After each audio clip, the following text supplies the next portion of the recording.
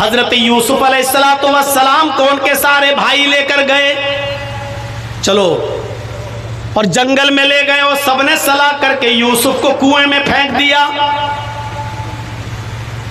اور دوسری قمیص اتاری اور اس میں خون لگا کر لے آئے، اور گھر پہ آ کے کہہ دیا باپ سے، یعقوب سے، یوسف کو ہم نے اپنے سامان کے پاس چھوڑ دیا تھا اور یوسف کو بھیڑیا کھا گیا، بھیڑیے نے نوچ ڈالا یوسف کو۔ یعقوب علیہ السلام سمجھ گئے، کرتے کا خون دیکھا، سونگا، سمجھ گئے نہ یہ کرتا وہ ہے اور نہ یہ خون بکری کا ہے، یہ تو رنگ لگ رہا ہے۔ وہ یوسف کے کرتے کو اچھی طریقے سے پہچانتے تھے۔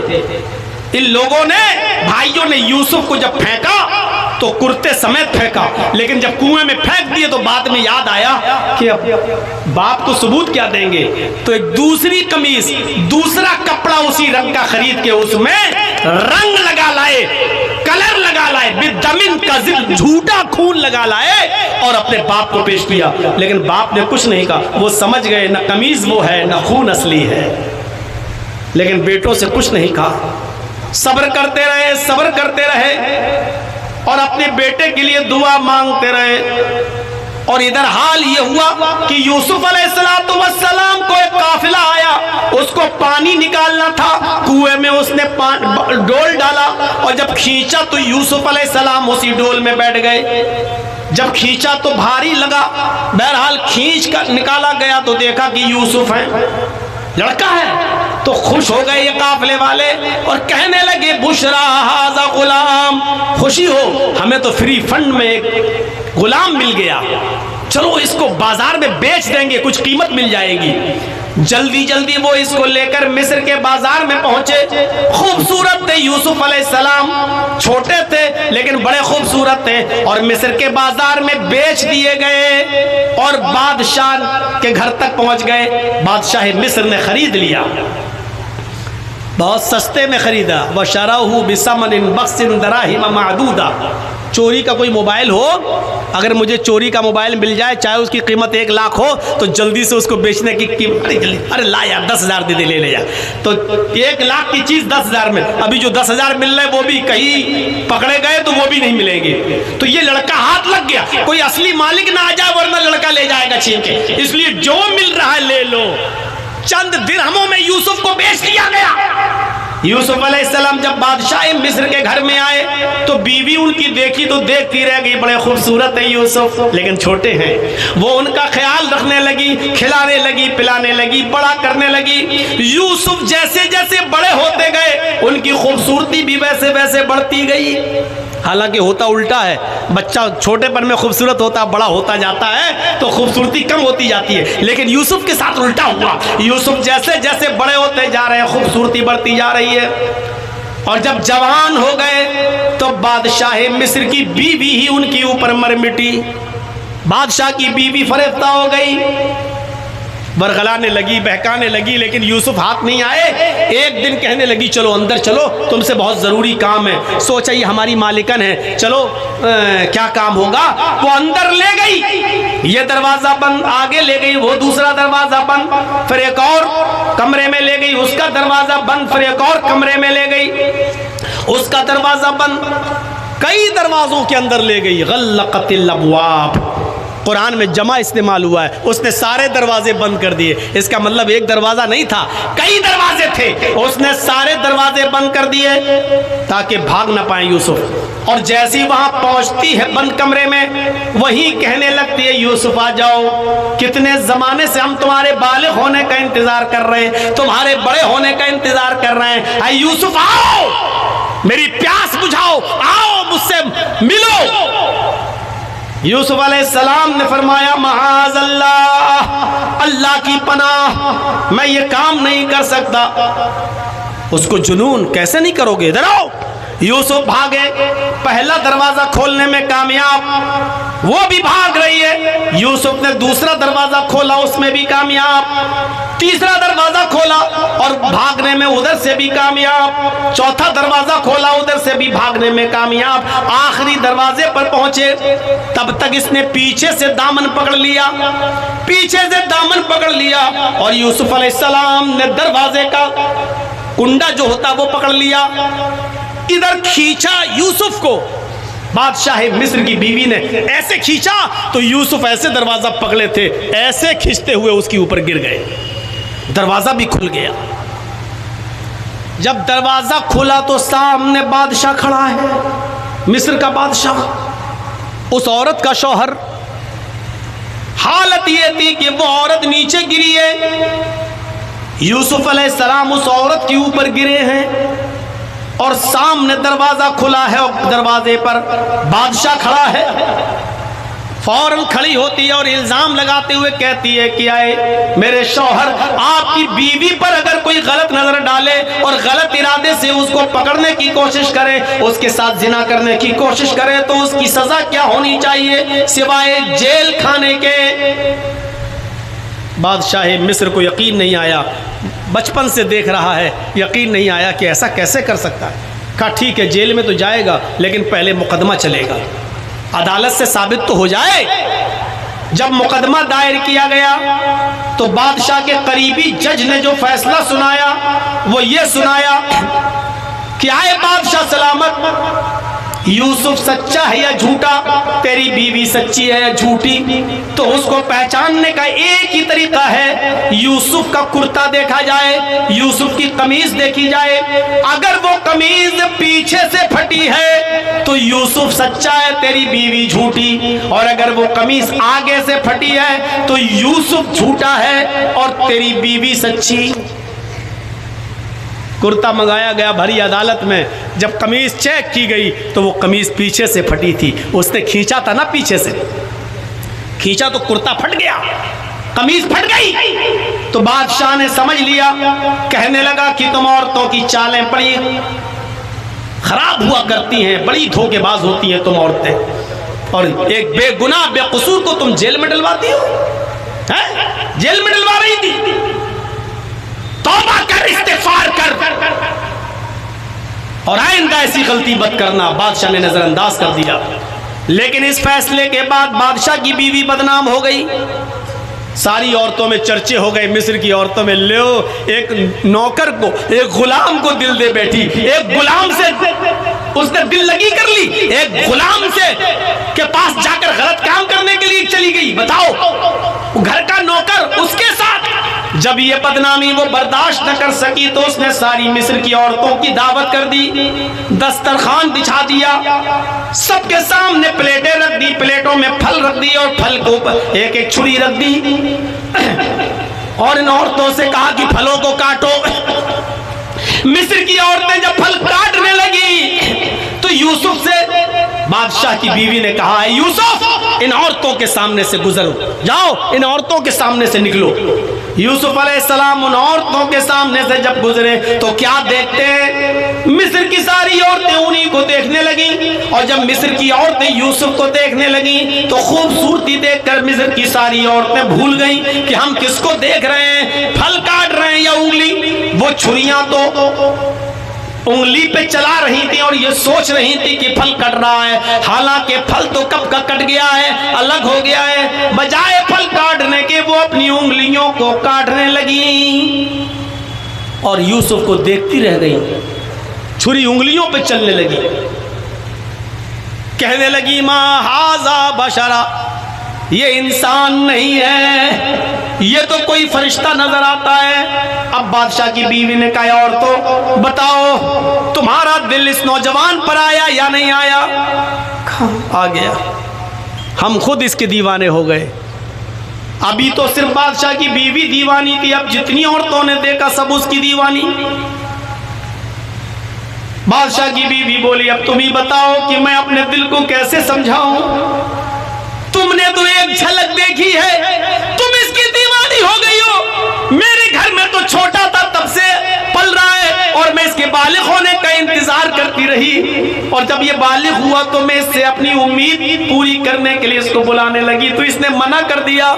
تم نے ایک جھلک دیکھی تو تم اپنے آپ کو کنٹرول نہیں کر پا رہی ہو. میرے دل سے پوچھو کہ میں کیسے کنٹرول کر کے رہتی ہوں.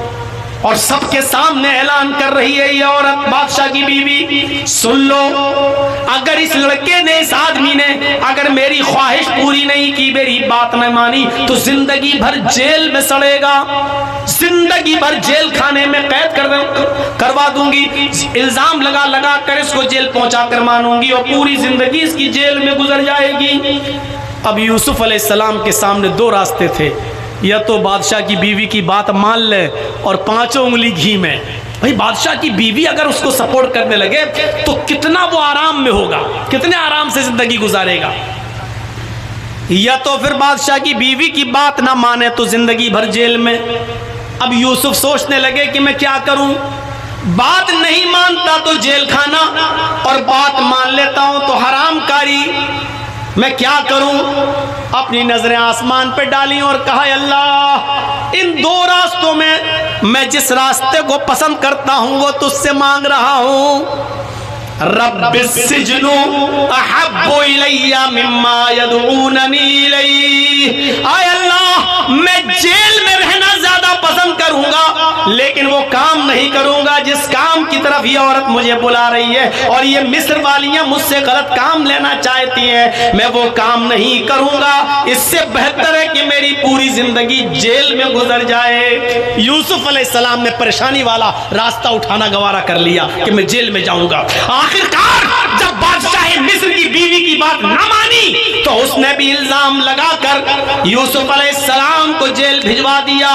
اب یوسف علیہ السلام جیل میں گزارتے اپنی زندگی, تقریباً 7 سال جیل میں گزارتے ہیں, تقریباً 7 سال جیل میں گزارتے ہیں. اب وہاں خواب کی تعبیر بتاتے ہیں. اسی اثنا میں بادشاہ نے بھی خواب دیکھا, حضرت یوسف نے تعبیر بتا دی. بادشاہ نے کہا جس نے یہ تعبیر بتائی وہی ملک مصر کو قحط سے اور پریشانی سے بچا سکتا ہے, لہذا اس کو جیل سے چھڑایا گیا بادشاہ کے حکم پر, اور بادشاہ نے یوسف علیہ السلام کو ملک مصر کا بادشاہ بنا دیا. اب مصر کی بادشاہت یوسف علیہ السلام کے ہاتھ میں آ گئی. اب غور کیجئے کتنا زمانہ گزر گیا.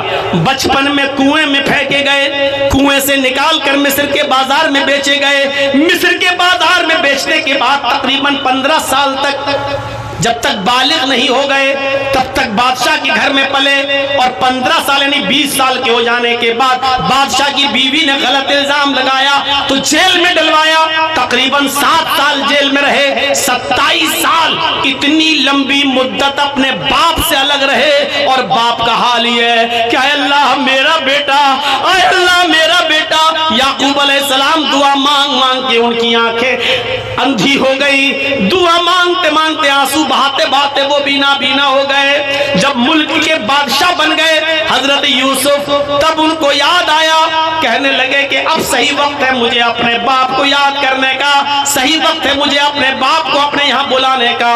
تو جو قمیض بچپن میں جس قمیض کو پہن کر وہ کنویں میں پھینکے گئے تھے, جو قمیض حضرت یوسف سنبھال کے رکھے تھے, اسی قمیض کو حضرت یوسف نے نکالا, اور قمیض نکالنے کے بعد مصر کے کچھ لوگوں کو بھیجا, جاؤ میں اس بستی میں جاؤ, وہاں ایک بوڑھا آدمی تمہیں ملے گا, اس کا نام یعقوب ہوگا, اس یعقوب کو بول دینا کہ مصر کے بادشاہ نے تمہیں یہ کرتا یہ قمیض بھیجی ہے, باقی باتیں ان کو یاد آ جائیں گی. مصر کے کچھ لوگ یوسف کا کرتا لے کر جب دوسرے ملک پہنچے اور وہاں یعقوب علیہ السلام سے ملے, ابھی تک ان لوگوں کو یہ نہیں معلوم تھا کہ یوسف نے ہمیں جہاں بھیجا ہے وہ یوسف کا باپ ہے اور یوسف اس کا بیٹا ہے. ابھی کسی کو نہیں معلوم, بادشاہ کو بھی نہیں معلوم. جب یہ لوگ مصر سے چل کر اس ملک میں آئے جہاں یعقوب رہتے تھے اور یعقوب علیہ السلام سے ملاقات کی تو کہا کہ مصر کے بادشاہ نے یہ کرتا آپ کو دیا ہے. جیسے اس کرتے کو حضرت یعقوب علیہ السلام نے سونگا، اللہ سے دعا کی، آنکھوں کی روشنی واپس آ گئی، اس کرتے کو دیکھا تو پہچان گئے کہ یہ تو میرے بیٹے کا کرتا ہے، یہ تو یوسف علیہ السلام پہنا کرتے تھے۔ اس کو سونگا تو یوسف علیہ السلام کی مہک ان کو اچھی طریقے سے سونگنے میں آ گئی۔ کہنے لگے یہ کرتا تمہیں کس نے دیا؟ کہا بادشاہ نے۔ کہا اس کا نام کیا ہے؟ کہا یوسف۔ تو یعقوب علیہ السلام نے کہا کیا وہ زندہ ہے؟ کہا ہاں۔ جو سوال کیا اس سوال کو سنیے گا میرے ساتھیوں۔ آئے مصر والو، کیف ترکتہ، تم نے یوسف کو کس حال میں چھوڑا، کیسے چھوڑا، کہاں چھوڑا، کس پوزیشن میں چھوڑا؟ پہلا سوال کس حال میں؟ مصر والوں نے کہا کس حال میں؟ کس حال میں پوچھتے ہو؟ ترکتہ ملک مصر، ارے اس کے تو مزے ہی مزے، اس وقت وہ مصر کا بادشاہ ہے، اس وقت یوسف مصر کا بادشاہ ہے۔ ترکتہ ملک مصر، میں نے ملک مصر کے بادشاہ کی حالت میں چھوڑا ہے۔ یعقوب علیہ السلام کے آنکھوں میں آنسو آ گئے اور روتے ہوئے کہتے ہیں لا اسألکم من ھذا، میرے پوچھنے کا یہ مطلب نہیں کہ وہ بادشاہ ہے، گورنر ہے، کیا ہے، یہ نہیں پوچھنا چاہتا ہوں میں کہ وہ کیا ہے، یہ مت بتاؤ مجھے کہ وہ کیا ہے۔ اسألکم عن الدین ان ترکتہ، میں یہ جاننا چاہتا ہوں کہ یوسف کو تم نے کس دین پر چھوڑا ہے، کس دین کی وہ کس کی عبادت کرتے ہیں، ان کا کام کیا ہے۔ یوسف اتنے بڑے ہو گئے، ملک کے مصر کے بادشاہ بن گئے، کہیں عیاش تو نہیں، زناکار تو نہیں، کیونکہ آج کل عیاروں، مکاروں، عیاشوں اور ناجائز اور غلط لوگوں کے ہاتھوں ہی میں حکومت آتی ہے، کہیں یوسف غلط تو نہیں ہے۔ فی ای علی دین ان ترکتہ، کس دین پر تم نے ان کو چھوڑا۔ مصر کے لوگوں نے جو کرتا لے کر آئے کہنے لگے کہ ہم نے ان کو اس حال میں چھوڑا کہ وہ لا الہ الا اللہ پڑھتے ہیں، وہ اس بات کا اقرار کرتے ہیں کہ اللہ کے علاوہ کوئی معبود نہیں، اور اسی کلمے کی طرف لوگوں کو بلاتے ہیں، ایک اللہ کی عبادت کا حکم دیتے ہیں اور نماز قائم کرتے ہیں، نماز پڑھتے ہیں، اسی دین کے اوپر ہم نے ان کو چھوڑا ہے۔ میرے بھائیوں، پورا واقعہ بتانے کا مطلب یہ ہے کہ اتنی لمبی مدت کے بعد جب یعقوب علیہ السلام کو پتا چلا کہ میرا بیٹا زندہ ہے تو اس بات کو سن کر خوش نہیں ہوئے کہ میرا بیٹا ملک مصر کا بادشاہ بن گیا، بلکہ خوشی ان کو تب ہوئی جب انہوں نے یہ سنا کہ میرا بیٹا ایک اللہ کی طرف لوگوں کو بلاتا ہے اور ایک اللہ کی عبادت کرتا ہے۔ یہ تربیت کی ایک باپ کی اپنی اولاد کو، کیا یہ تربیت ہے آج ہماری اپنی اولاد کو؟ کیا یہ تربیت آپ دیتے ہیں؟ کیا یہ حق ہے آپ کو پورا کہ اپنی اولاد کو اس طریقے کی تربیت دیں؟ اولاد بیٹا ہے تب بھی اچھی تربیت، اور بیٹی ہے تب بھی اس کی اچھی تربیت ہونی چاہیے۔ میرے بھائیوں، یہ معیار ہونا چاہیے۔ آج کیا دوسروں کے ساتھ جا رہے ہیں، دوسروں کے ساتھ بھاگ رہی ہیں، دوسروں کے ساتھ، اور جائیے مہاراشٹر کا ریکارڈ دیکھیے، 3 لاکھ لڑکیوں کی اپلیکیشنیں کورٹ میں پہنچی ہوئی ہیں، 17-16 سال کی لڑکیوں کی۔ ابھی میرے بالغ ہونے میں 1-2 سال باقی ہے، جب میں بالغ ہو جاؤں میں اپنی مرضی سے فلاں ابن فلاں کے ساتھ شادی کروں گی غیر مسلم لڑکے سے۔ میرا باپ اور میرا بھائی انٹرفیئر کرے تو اس کو کوئی انٹرفیئر کا حق نہیں ہوگا، کیونکہ ابھی میری عمر 17 ہے، جب میں 18 سال کی ہو جاؤں گی تو میں اپنی مرضی سے خود شادی کروں گی اس غیر مسلم لڑکے کے ساتھ۔ یہ 3 لاکھ مسلم لڑکیوں کی اپلیکیشنیں صرف مہاراشٹر کے اندر موجود ہیں، غیر مسلم لڑکوں کے ساتھ، غیر مسلموں کے ساتھ شادی کر رہے ہیں۔ کہاں ہیں ہم اور آپ؟ جانتے ہو سلسلۃ الاحادیث الصحیحہ کے اندر امام حضرت ناصر الدین البانی ایک حدیث نقل کرتے ہیں، وہ کہتے ہیں اللہ کے نبی صلی اللہ علیہ وسلم نے فرمایا کہ آدھی رات کے بعد آسمان کے سارے دروازے کھول دیے جاتے ہیں. حدیث کے الفاظ کیا ہیں؟ تفتح ابواب السماء نصف اللیل وینادی مناد. آدھی رات کے بعد آسمان کے سارے دروازے کھول دیے جاتے ہیں اور ایک پکارنے والا پکار کر کہتا ہے حل من داعٍ فیستجاب لہ. ہے کوئی اللہ کو پکارنے والا جو اللہ کو پکارے اللہ اس کی پکار کو سنے. حل من سائل, ہے کوئی سوال کرنے والا فیعطا, اللہ اس کو دے. حل من مکروب فیفرج عنہ, ہے کوئی ستم زدہ, ہے کوئی پریشان حال جو اپنی پریشانی اللہ کے سامنے رکھے اور اللہ اس کی پریشانی کو دور کرے. یہ ہر فرشتہ ہر رات میں پکارتا ہے. آدھی رات کے بعد جب آسمان کے دروازے کھل جاتے ہیں اللہ کے نبی فرماتے ہیں فلا یبقى مسلم یدعو بدعوۃ الا استجاب اللہ لہ.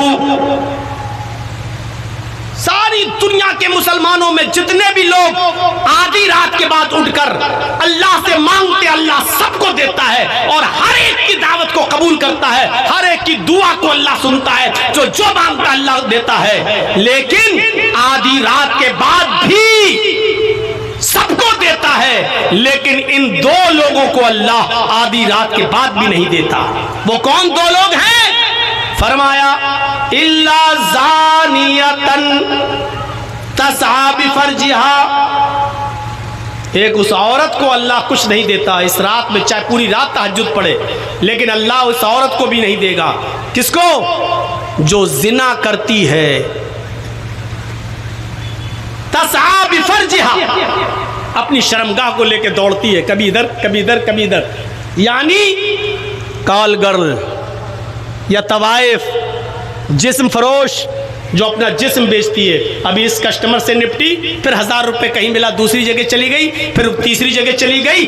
تسعی بفرجہا, جو اپنی شرمگاہ کو لے کر ادھر ادھر بھاگی بھاگی پھرتی ہے, ایسی عورت کی دعا اللہ تعالیٰ آدھی رات کے بعد بھی نہیں سنتا ہے. اس میں وہ لڑکیاں بھی شامل ہیں. ایک کو چھوڑا, اس کے ساتھ غلط کام کیا, اس کو چھوڑا, اس سے محبت چھوڑی, اب دوسرے کو پکڑ لیا. دوسرے سے 1 آدھ سال تعلق کیا, اس کو چھوڑا, پھر تیسرے کو پکڑ لیا.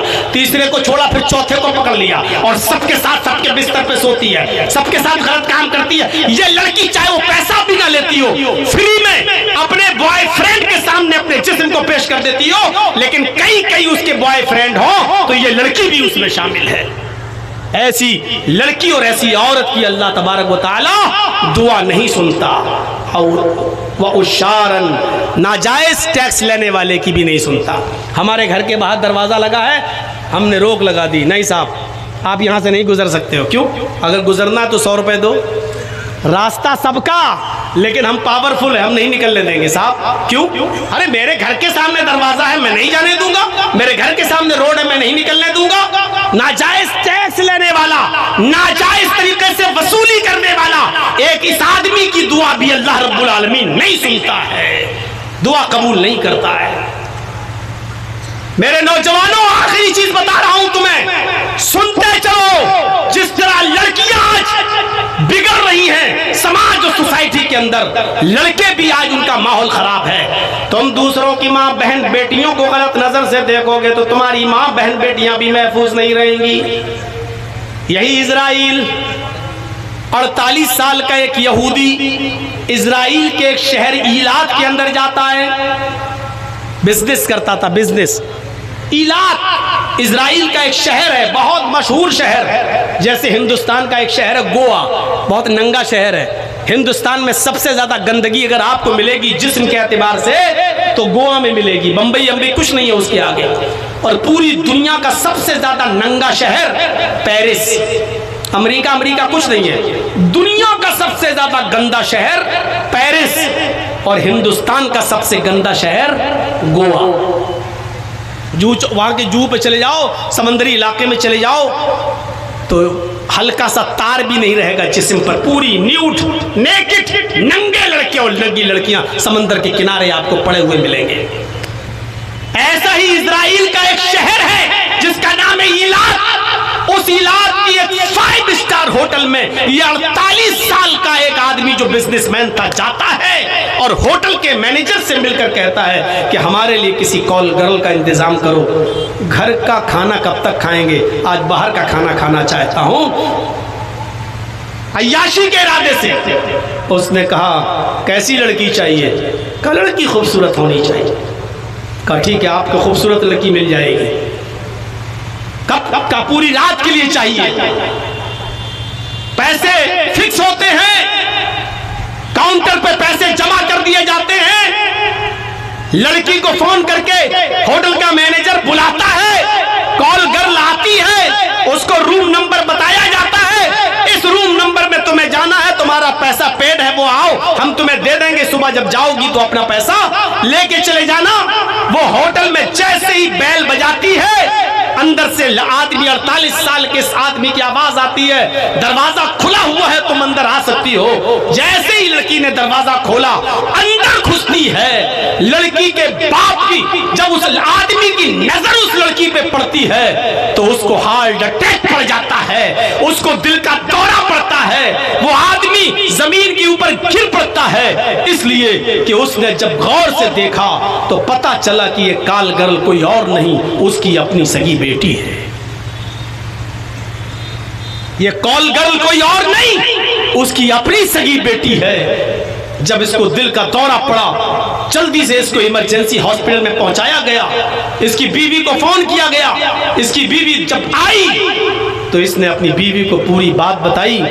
بیوی نے کہا اچھا تو اس کا مطلب یہ ہے کہ تمہیں بھی گھر سے سکون نہیں تھا، تم بھی باہر آ کر عیاشی کرتے ہو، جس راستے پر باپ چلتا ہے تو اس کی اولاد بھی اسی راستے پر چل پڑی ہے، تمہاری بیٹی بھی اسی راستے پر اسی لیے چل رہی ہے کیونکہ تم نے غلط راستہ پکڑا، یہی راستہ تمہاری بیٹی نے بھی پکڑا، اب مجھے تم سے طلاق چاہیے۔ اور آخر کار اس عورت نے اپنے آدمی سے طلاق لے لی۔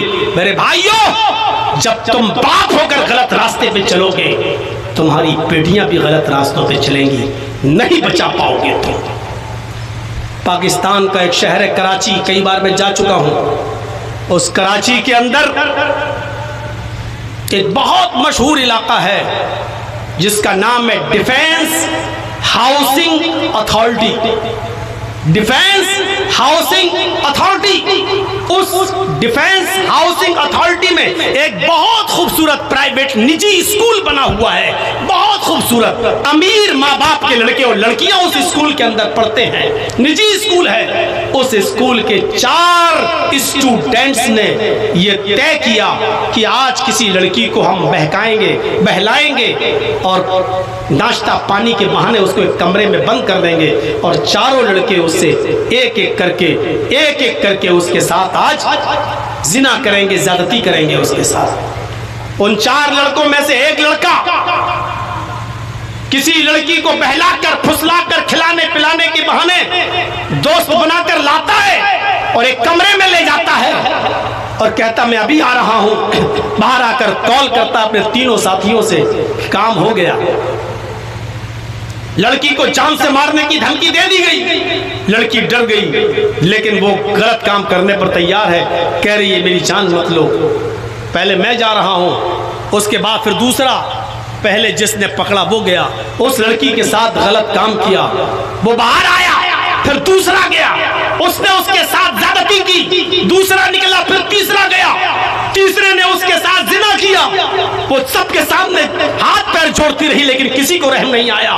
جب تینوں زیادتی کر کے نکل چکے، اب چوتھے کا نمبر آیا، کہا کہ ایک ہاتھ پیر تو بہت جوڑ رہی ہے لیکن رحم مت کرنا، بہت خوبصورت ہے، پورا مزہ آئے گا تجھے، جاؤ۔ یہ چوتھا دروازہ کھولتا ہے، اس لڑکی کے پاس جاتا ہے، جیسے اس کمرے میں گھستا ہے، لڑکے کی نظر اس لڑکی پر پڑتی ہے، اس لڑکے کے دماغ کی نس پھٹ جاتی ہے، برین ہیمریج ہوتا ہے اور اسی وقت یہ لڑکا آن اسپاٹ اسی کمرے میں مر جاتا ہے، اس لیے کہ وہ لڑکی کوئی اور نہیں تھی، اس کی اپنی سگی بہن تھی۔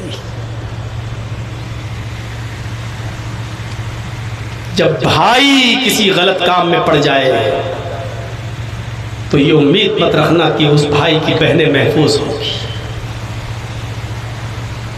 کہہ دیا جو کہنا تھا، اگر باپ ہو بچوں کے غلط کام کرو گے تو تمہاری بیٹیاں محفوظ نہیں رہیں گی، اور بھائی ہو کسی بہن کے، دوسروں کی بہن بیٹیوں پہ غلط نظر ڈالو گے تو تمہاری بہن بیٹیاں محفوظ نہیں رہیں گی۔